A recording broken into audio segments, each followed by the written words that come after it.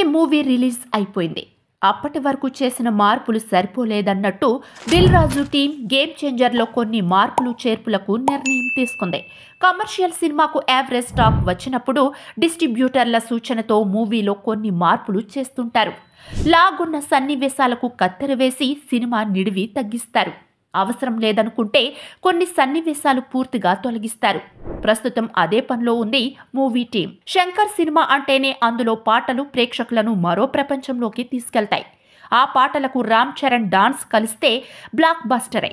Game చేంజర్లోని నానా హైరానా పాట విడుదలై నాటి నుంచి ట్రెండింగ్లో నిలిచి కోట్లలో వ్యూస్ను సొంతం చేసుకుంది. ఈ పాటను బిగ్ స్క్రీన్ మీద చూద్దామనుకున్న అభిమానులకు నిరాశే కలిగింది. గేమ్ చేంజర్లో ఎంతో పాపులర్ అయిన నానా హైరానా పాట మూవీలో లేకపోవడంతో రామ్ చరణ్ అభిమానులు నిరాశ చెంది పబ్లిక్ గానే తమ అసంతృప్తి తెలపడంతో నిర్మాతలు ఈ పాటను త్వరలో యాడ్ చేయాలనే నిర్ణయం తీసుకున్నారు. జనవరి 14 నుంచి ఈ పాట అందుబాటులో ఉంటుందని ప్రకటించింది. హైలైట్ అయిన పాటను మూవీలో తరువాత యాడ్ చేయడం అనేది గతంలో చాలా సార్లు జరిగాయి. అలా చేయడంతో మూవీ కలెక్షన్లు కూడా పెరిగాయి. ఇదొక బిజినెస్ స్ట్రాటజీ అయినప్పటికీ వాస్తవంగా కొన్ని సాంకేతిక సమస్యల వల్ల ఈ పాటను ప్రస్తుతం ప్రదర్శించలేకపోతున్నట్లు గేమ్ చేంజర్ టీం ప్రకటించడంతో సంగీత ప్రియులు నిరాశకు గురవుతున్నారు. పాపులర్ అయిన నానా హైరానా పాట ఇన్ఫ్రారెడ్ ఇమేజ్ల ప్రాసెసింగ్ లో కొన్ని సాంకేతిక సమస్యలు ఎదురయ్యాయని, ఈ కారణంగా ప్రస్తుతం దీన్ని ప్రదర్శించలేకపోతున్నామని, త్వరలోని ఈ సమస్యను పరిష్కరిస్తామని తెలిపింది. ఇప్పటికే రిలీజ్ అయి పాజిటివ్ టాక్ తో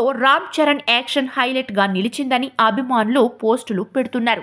గేమ్ చేంజర్ సినిమా బడ్జెట్ దాదాపు 400 కోట్లు కాగా అందులో 75 కోట్లు పాటలకే ఖర్చు చేసినట్లు సమాచారం. ఇన్ఫ్రారెడ్ కెమెరాతో చిత్రీకరించిన ఫస్ట్ ఇండియన్ సాంగ్ నానా హైరానా రికార్డు సృష్టించింది. న్యూజిలాండ్ లో 6 రోజుల పాటు షూటింగ్ చేశారు. ఈ ఒక్క పాట కోసమే దాదాపు 10 కోట్లు ఖర్చు చేసినట్లు తెలుస్తోంది. తమన్ సంగీతం అందించగా రామజోగయ్య శాస్త్రి సాహిత్యం అందించారు. ఈ గీతాన్ని కార్తిక్, శ్రేయా ఘోషల్ ఆలపించారు. ఈ పాటను థియేటర్లో చూడాలంటే జనవరి 14 వరకు అభిమానులు ఎదురు చూడాల్సిందే. ఈ పాట చేర్చడం ఒక్కటేనా లేక కొన్ని సన్నివేశాలు తొలగిస్తారా అనే సంగతి రానున్న రోజుల్లో తెలుస్తుంది.